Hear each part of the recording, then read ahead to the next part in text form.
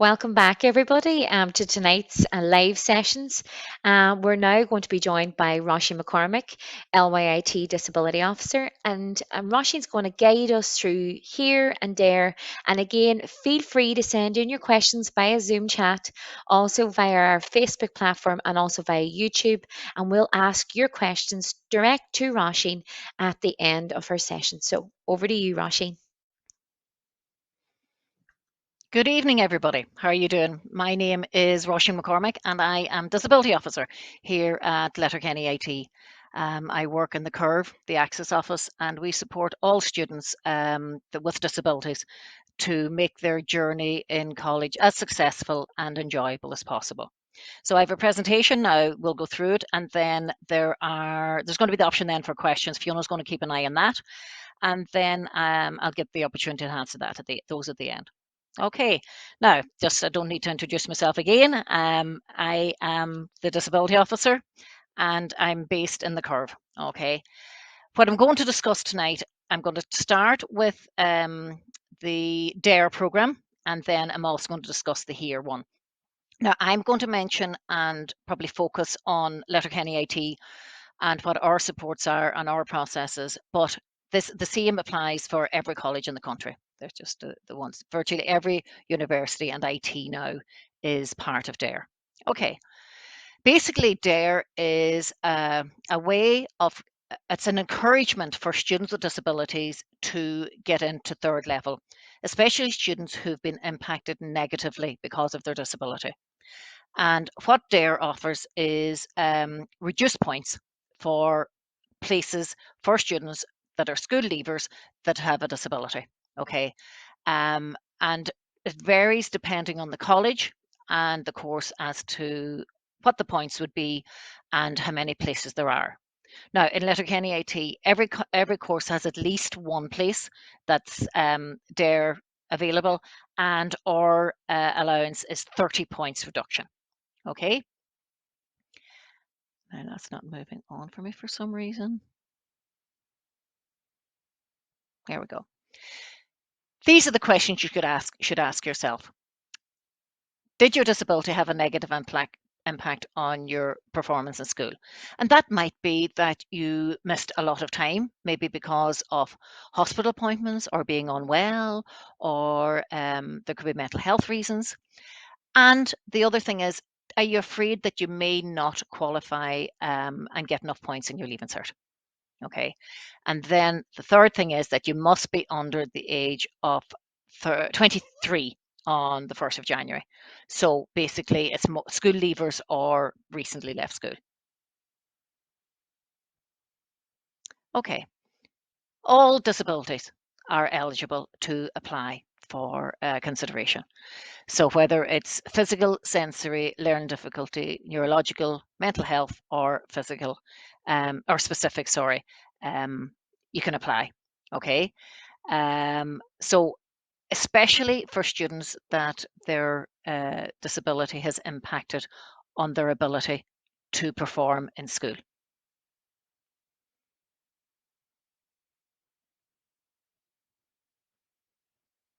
Okay. There's there's two parts to qualifying for DARE. One is that you meet the educational impact criteria, and that is filled in by your school. So the school will complete, whether you missed days off, whether you got allowances.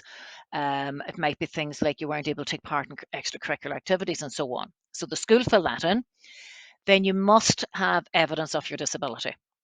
And depending on your disability, depends on your disability as to what qualifying documentation you're going to need to provide. So most times it's a letter from a consultant that details what the disability is and how it has impacted on you. Okay, so you need both of those, the educational impact and the evidence of disability, to qualify for DARE. Okay. You must provide the evidence that is asked for. Okay, and we can go through those if required. Now, okay. So as I said, educational impact is things like, did you get supports in school? I mentioned attendance, your school experience. So that may be things like extracurricular activities. It may be that you mightn't have been able to have your lunch with everybody else for a reason. Did it impact on your exam results? For example, if you had a dyslexia, for example, has that impacted your ability maybe to do as well as you should? Or any other educational impact? Okay. The one thing I mentioned there was the dyslexia, and if you're or applying on the basis of dyslexia, the school has to show that it's negatively impacted quite severely on your literacy or numeracy skills, and that is shown with the percentiles for qualifying. Now, I'm just going to mention the reduced points. If the Leaving Cert points for a course is 366, you could, in Letterkenny IT, if you qualify for DARE and you're offered the DARE place, you could actually get in on 336 points. There's a 30-point allowance within Letterkenny IT. Every college is different. Okay, so you'd need, if you're applying, say, to Trinity and you're applying for a DARE place, you'd need to check out what their allowances are, what their point differential is. Okay, you need to be aware you must meet the entry requirements for the program. Okay, so what that would mean is, for example, if you were coming into, say, a nursing program and you have to have biology or you have to have English and maths, you must meet those entry requirements. And then the reduced points comes into it after that.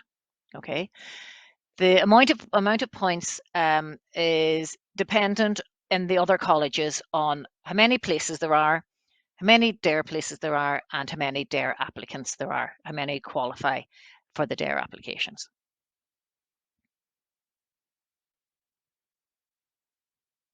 Okay, the benefits. Now, just be aware, in Letterkenny IT, we actually don't make a difference of students who have a disability and have qualifying documentation and those who qualify for DARE.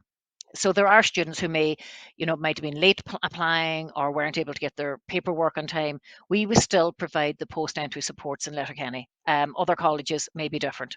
Okay, so there's various benefits. Here we would do an orientation program, a separate orientation program for students with disability at a quieter time, and would go into more in depth with regard to the supports and everything that's available.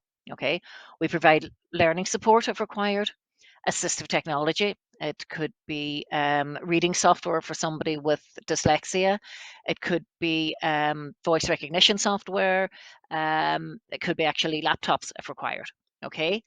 Exam accommodations are very common and very beneficial for students with disability, and that varies. It could be a separate venue, it could be extra time, a scribe, a reader, exam breaks, and so on, depending on when we do a needs assessment, what comes out of that. You may qualify for an educational support worker. That's generally a student with a physical or sensory disability, and that support worker may be helping you with personal care. They may help with note taking in class and so on.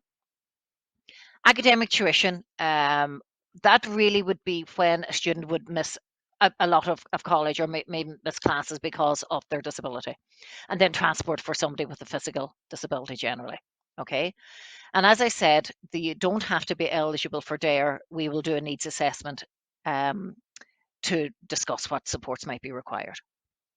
The other supports we have at Letterkenny IT for all students are things like our Maths Learning Centre, if you have any difficulty with the maths in your course, our Communications Learning Centre, which is support for academic writing, referencing, things like that, that students struggle with when they start college because they haven't seen it before and haven't come across it before. And then we also, for those of you doing Leaving Cert Applied, we also do a Leaving Cert Applied Access course, specifically for students doing Leaving Cert Applied, to give them a stepping stone to be able to come into third level. Okay, the instructions now. What you really need to do is make sure that you have applied to the CAO by the 1st of February. Okay, that's less than 2 weeks away now at the moment. So make sure you've made your application. Review the DARE handbook. It's online, and all your schools will have a copy of it as well if needed. Okay, the first part is section A and the supplementary information form, and you must tick yes to question 1. Okay, and if you tick yes to question 1, you then will you check what's required and you start gathering your documentation. Now, my advice to you is start gathering that now. Don't wait until February, March, because often consultants are busy if you haven't got a letter already, or even the school might be busy trying to do educational impact statements and so on. So it's really important that you do it in a timely manner. Okay. And then everything has to be submitted by the 15th of March. Now, there is no leeway with that with the CAO. If you're late, they won't accept it at all. They won't look at it. If you have been accepted for DARE last year, in the question 1, you tick 1B, and that then your qualifying criteria will carry over. You're allowed to carry over your DARE qualifying for 1 year. Okay. The supplementary information form, this is the information here. Everything has to be by 5:15 on the 1st of March to tick the box, and then the documentation by the 15th of March. All right. The evidence of disability, that must be completed by an appropriate professional. I mentioned a consultant, or have a up-to-date report from a consultant, or from a psychologist if that's what's required. Okay. And I mentioned the educational impact statement. That must be completed by your school, your secondary school. So download the form and then you complete the application checklist with the school, and then they complete the rest. So the checklist is just the overall details, and then the school then will do the rest, and that has to be then signed by the principal or vice principal. So that's why I'm saying start gathering it now, because if you're going at the last minute, there could be a lot of people in front of you and it can be delayed. So who fills in the form in the school? It has to be either the guidance counsellor, a learning support tutor, your year head, a visiting teacher visiting teacher for the blind or for the deaf generally, or the principal or deputy principal. Okay, it must be signed though and stamped by the school principal or deputy principal, or it won't be assessed at all. Okay, and then 15th of March is the date that everything has to be gone back. As I mentioned, the evidence of disability, basically what that is, it provides verification of your disability from the appropriate consultant. Okay, and as I said, it's either an existing report, and if you look at the DARE criteria, it gives you the years that you have so for example, some has to be in the last 2 years, some has to be in the last 3 years, and some reports can be indefinite. Okay, so just be aware of that. If you have the existing report, that's grand. Otherwise, the evidence of disability must be completed, signed, and stamped by the appropriate professional, which is generally a consultant in an appropriate field, and then accompanied by if it's not signed and stamped by them, you can get their business card or headed paper, and that covers you. Okay. Somebody with a specific learning difficulty, if you have an old psychological assessment, that's fine, and then you just need up-to-date literacy scores to add to that, and they can be done in the school. Okay, now just be aware, a letter from your GP is not qualifying criteria. Okay, they may be able to complete the evidence of disability, but they must have the appropriate information on file from the consultant or specialist and be able to provide that if necessary. Okay, now as I mentioned about the age of reports, anybody applying for that has ADHD, ADD, mental health, or significant ongoing illness, those are the ones that have to be the newest reports. They can't be less than 3 years old. Okay, so the oldest date that they can have been provided is the 1st of February 2019. If your report is older than that, you'll need to go back to the provider and ask them to provide an up-to-date report.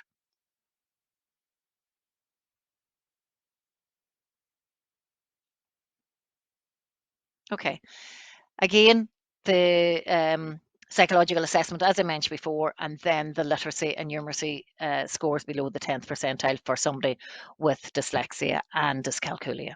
Okay. Now, the one thing to remember with that is the testing in the school must have been done in the last 2 years. Okay, it used to be 1 year, but now they've a wee bit more leeway. So it has to have been done the last 2 years within the school if you haven't got an up-to-date report. Okay. What I would advise you to do is make yourself or familiarize yourself with what criteria you need. And you get that on the evidence of disability in the DARE section in Access College.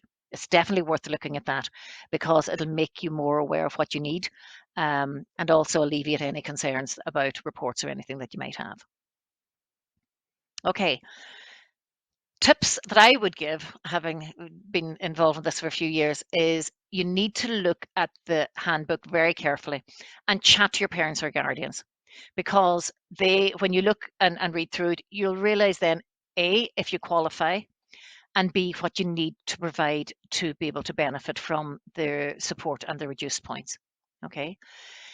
If you do qualify, or you think you do, you answer question 1 on the form at the very beginning. You need to chat to your teacher, and said before who the qualifying teachers are, about getting that educational impact statement filled in by the school. Okay. Get the documentation early.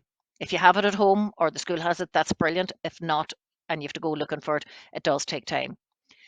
You need to send good quality copies. Do not send the originals of any reports. Make sure you send copies and make sure all the pages are there, because what sometimes has happened is students have, for example, a psychological assessment, they've photocopied but they've left out maybe a page with the percentiles in it or with the literacy scores or whatever. So it's important that all the pages are in it, and make sure that you send it on time, and keep your proof of postage, because if there and it has happened where the CAO has lost documentation.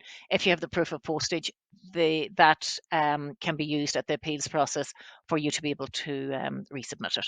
Okay, be very careful of the deadlines. Do not forget them. You have to have applied now by the 1st of February to the CAO. You have to have ticked question 1 by the 1st of March, and you have to have everything in by the 15th of March. Otherwise, it won't be looked at all. Okay. I'm mentioning this because students sometimes get mixed up. DARE is not the SUSI grant. Okay, the SUSI grant is what helps to pay for your fees and maintenance and so on in college. And we have a talk on it now at half 7. But just be aware, DARE is completely different. DARE is really a route, an access route for somebody with a disability into college that might not get in because of difficulties they might have had because of their disability. Okay, the SUSI is what pays for your fees and you get maintenance. Now, these are my details, roisin.mccormack at lyit.ie. If you have any questions at all, feel free to email me or ring me. That's my number there as well. There will be questions because everybody's different, and there might be you might be in a situation where you might need clarification. Feel free to get in touch with me.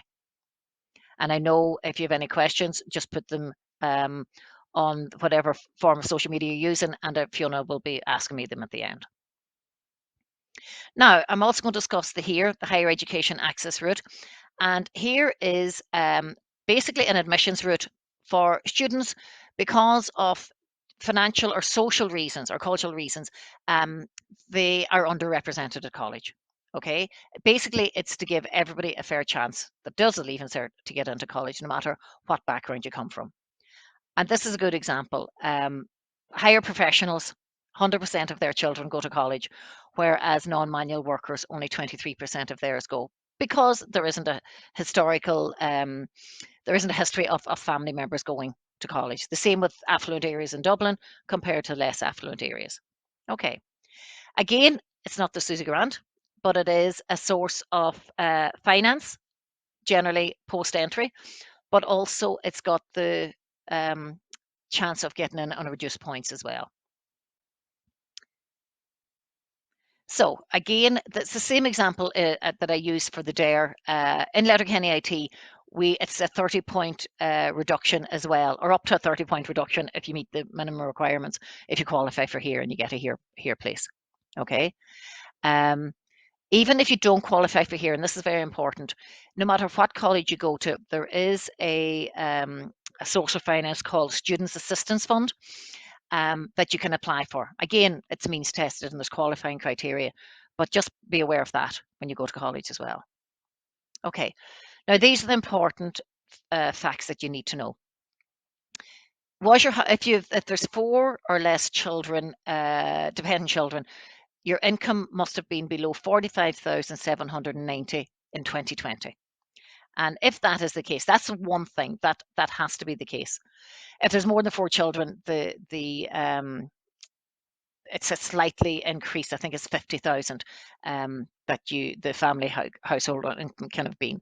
And then there's a combination of criteria that can be included. So you have a medical card or GP visitor card, where your parents in social welfare for at least 6 months. Are your parents are they non-manual workers or semi or unskilled manual workers? Did you go to a JESH school? And do you live in an area of concentrated disadvantage? Now, there's a combination of those, but generally you have to fulfill question one, and then 2 or 3 of the others. Okay, the the the the combinations can be shown on here.ie or accesscollege.ie. Now, as I said, talk to your parent or guardian. That's the first thing. You have to meet the income limit. That is the important thing. If your household income was more than the 45,790, you won't qualify for here. Okay. Again, like DARE, you need to apply by the 1st of February. Review the handbook. You must complete all the online information by the 1st of March. And then the paperwork has to be handed in by the 15th of March. Now, you are going to need like a statement from social welfare or a balancing statement. So ask for them in a timely manner. All right. So when you fill in the form, you will get a checklist. Okay. And that's based on the way you've answered the questions. And that checklist, you just tick it off as you go along when you've got the documentation to fully make the application. Okay. You should start gathering it as soon as possible. Don't be leaving it to the last minute because, as I said, the country, the students in the country that are going to qualify for here, they're all going to be looking for the paperwork, and it does take time. So don't be leaving it to the last minute. And as I say, 15th of March again is the important date. Okay. Mm, okay. What documentations do you need? If you are, or the family is employed, your mum or dad are employed, you need a statement of liability. Okay. And that can be got from the tax office. Okay. If your family are on social welfare, you'll need the social welfare statement for 2020, and that will come from that. They're used getting. If you get in touch with the social welfare office, they will get it, sign and stamp it, and send it out to you. If the family's been made redundant, like your mum or dad have been made redundant, you need the notification of redundancy, retirement, and then if you are an incoming student and you've been in the care of the state, then a letter from TUSLA on headed TUSLA paper is required in order for you to qualify under that. Okay. Again, study the handbook very carefully. Do the application online accurately because that's what shows you the checklist of documentation you need. And it's very important to describe in detail what your parent's occupation is. Okay. If it's not on the drop down, go type it in detail. Okay. As I said, get the documentation early. Don't leave it the last minute. Send good quality copies. Do not send the originals. Keep proof of postage and don't forget your deadlines. In Letterkenny AT, the here contact is Brian McGonigal and his contact details are there. Or feel free to contact me as well because I'll point you in the right direction if necessary. Okay. Now here are your timelines. The closing date for ticking the question 1 is the 1st of March. I would advise you to do it on the 1st of February because quite often what happens is students forget they think, oh, I've done that already, and then they haven't. So make sure that you tick it by the 1st of March at the latest. Everything has to be in by the 15th of March. As I say, there's no leeway in that. By the end of June, you will get notification from DARE or HERE through the CAO, generally by email, to say if you've been successful or not. Okay. If you haven't been successful and you feel you should have and you want to appeal, you have to do that by, I think it's a 2-week gap you're given to do that. You'll find out if you've been successful in August, and then the orientation in the college is mostly end of August, beginning of September. Okay, submit it, check it, and send it. Those are the 3 instructions I would give you. Okay, remember you can apply to both DARE and HERE, and anybody who qualifies for both that has a disability and is possibly from a low socioeconomic background, then you get priority for places that are available. So it's worth applying for. More information, as I said, is on Access College, and I would search and look at that prior to making the application now on the 1st of February. Okay, that's all now, Fiona. Any questions or queries coming in there, or any answers needed? Yeah, I will try my yeah. best. There's a few questions, so let's take them from the top. So, hi, it says Roisin. When you say consultant or psychologist, could this be the child's national educational psychologist? Thanks from Anne. Yes, NEPS, yeah, National Educational for Psychological Assessment, that's fine. Yeah, yeah, as long as it's Yeah. from a qualified professional. Okay. Is an occupational report sufficient for DCD? Developmental coordination disorder, yes, it is. It is, yeah, as long as it Is that okay? is within the right time frame. Developmental coordination disorder, the OT is fine. Yeah, That's perfect. Next question that's in is the here income limit based on net or gross pay? it's gross, but there are certain things that are disregarded, as far as I'm aware. But yeah, it's total income in the house. Okay, and next one is do adopted children qualify or only foster children? Oh, now that's a No. very good question. No, I assume that's for the TUSLA, the care of the state, the fostered child. Um, but no, an adopted child would come in under, I would assume, the adopted parents' income and Hmm. criteria. No, I'm not Okay. 100% certain if I haven't come across that before, but because the adopted child would then be um, under the new the adopted parents, I would say it'd be under their income. That's would be Yeah. relevant. So what we might get that individual to do is maybe touch base with Absolutely, you get them to get in touch with directly. me, and And I'll do a bit of research on that. yeah, and in terms of it, in terms of the question, if you want to email roisin.mccormack at Hmm. lyit.ie, Roisin will get back to you. Another question is, hi there, my dad is self-employed. I have ASD. Will I be able to get here? It'll depend on now. If the student has ASD, they should probably qualify for DARE. Um, Yes. it very much depends on the father's income, as to Mm-hmm. whether he'll qualify for here or not. I wouldn't be able to answer that because everybody's different and the incomes are different. Depends. But Yeah, depends. if he's under the threshold, there's no reason why not. And the important thing to tell that individual is that with ASD, you're likely to be eligible for DARE. So, Yes. look at that in terms of it. Can you remind people again, just they want to know the deadlines for applying to DARE and the deadlines for applying to HERE? No, but the deadlines are actually the same for both, so it's easy. Both. Everybody, Brilliant. you have to have applied to the CAO by the 1st of February. Hmm. You have to have ticked the DARE or HERE box, which is question 1, by the 1st of March at the latest. But as I say, I advise to do it on the 1st of February. And all documentation has to be provided to the CAO by the 15th of March at 5:15. That's fantastic. And Roisin, So the wealth of 1st of February, information. 1st of March, and then the 15th of March. Fantastic. And just again, for anybody then that does, let's say, for instance, you are successful and say you get the here and the there. One thing I Mhm, really want to highlight to people is just the level of support that they get from mhm, the curve at LYT and from the likes of yourself. Because I've seen you in August time when results come out, meeting people on one-to-one mhm, basis, like mhm. Yeah. families, bringing them through. So can you talk to me a bit about that, just about that almost like nearly pre-care that's given before the Well, student even comes to us. and we actually find that that's a very important aspect of, especially because even though we might be looked upon as a big college, we're actually quite small in that we get to know the students very well and build up a good relationship.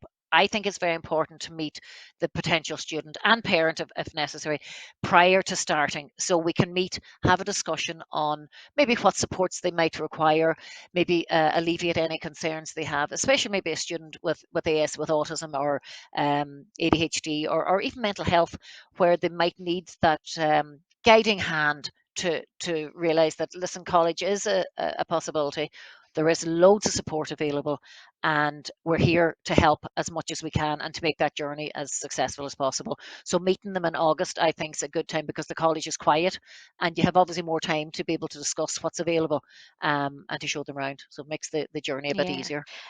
it definitely does. And then just one final question now before we move to the next talk is if your dad is self-employed farmer and other parent is a part-time nurse, do you submit your farming accounts as there is a big difference in net and gross pay in farming? So, You would have to, yeah, if you're self-employed farmer, you have to provide the accounts for 2020, okay. and you'd have Okay. to provide then obviously if it's a mother, the income from the being a nurse as well.